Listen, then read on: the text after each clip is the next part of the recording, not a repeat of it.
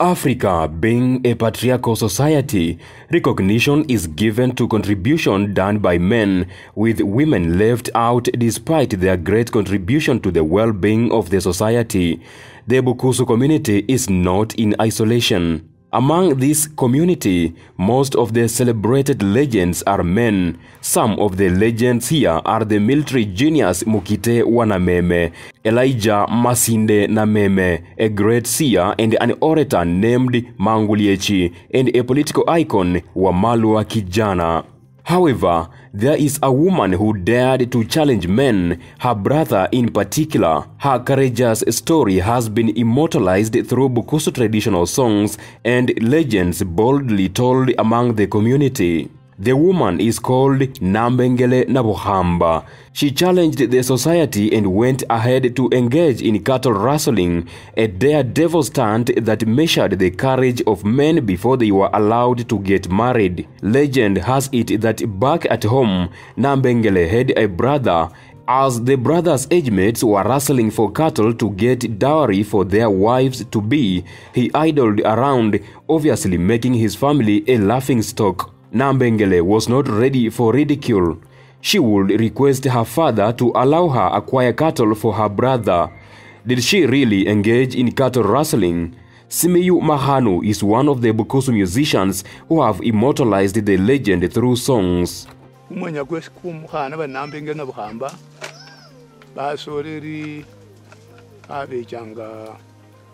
The legend about Nambengele Nabuhamba is about the customs in those days. A young man, after circumcision, would be handed a shield and spear, ready to stand on homestead. It was bushy all over. The limbering young man would invade neighboring communities for cattle. After bringing home the cattle, his father would give a nod to the man's intention to marry. One paid for dowry from the raid. However, Nambengele's brother did not make any move, despite his age mates raiding communities. The startled Nambengele approached her father and asked, "What is wrong with my brother? He can't raid for cattle." Her father asked her to talk to him, but she answered, "If he can't raid, I'll do for him so that he can also marry."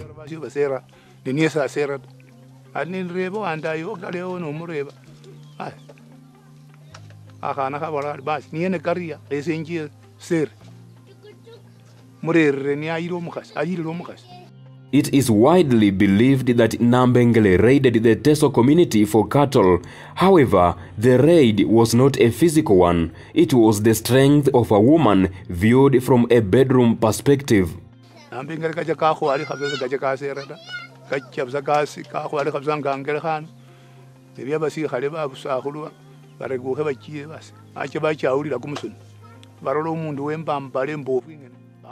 She did not raid, but simply got married to a man from the neighborhood.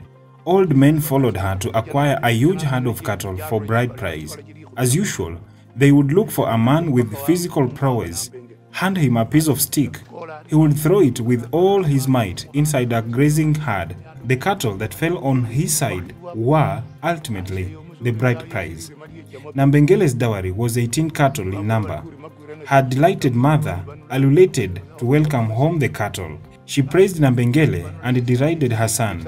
The son angrily took his spear and shield. Amid tears, he thought wrestling was a walk in the park. For Nambengele, it was easy because she was a woman. But when the man got there, a Maasai warrior lying across ambushed him, stabbing him in the back. He writhed on the ground, invoking his father's and mother's name to no avail. After a week waiting, his people gave up on him.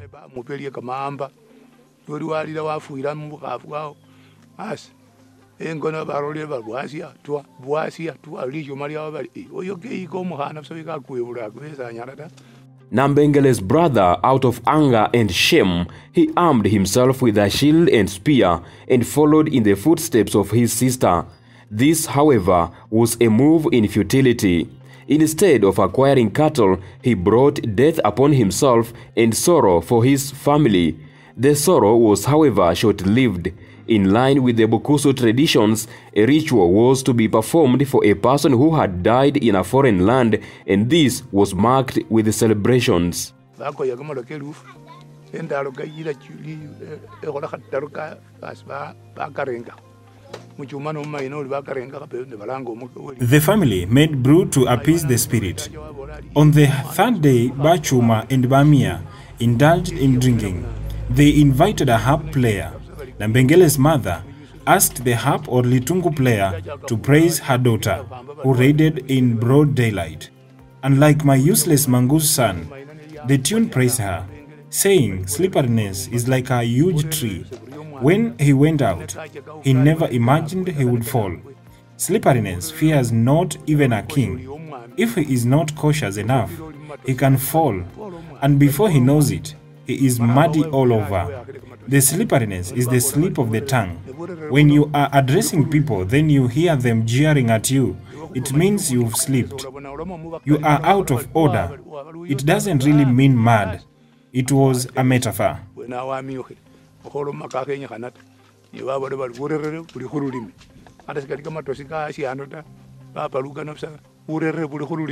The celebrations went on with Nambengele's name at the center stage. Also relived were the memories of great events that happened in Bukusu land long time ago. Among the events was the fierce fight at Emitoto Wawangusi, as well as their migration journey. That a mongoose was fed up with the fig tree. It ate the fruits at the top and shut at the foot after it was done, then started barking, meaning manhood has retracted. The fig tree represents a woman. Doesn't a man rest after mounting a woman?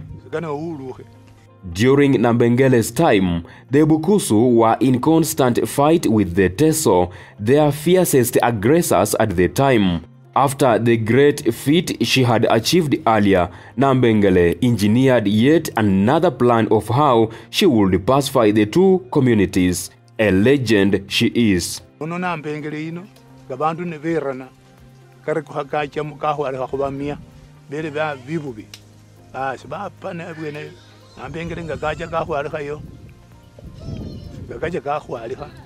After many killings in one of the wars, Nambengele got married to a Teso man.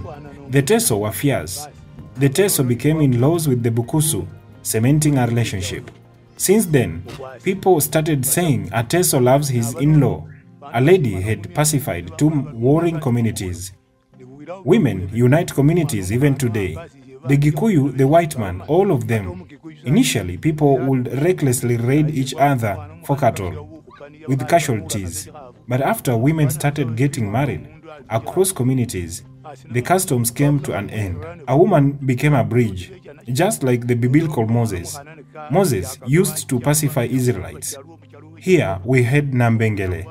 It is through her move that we live harmoniously today.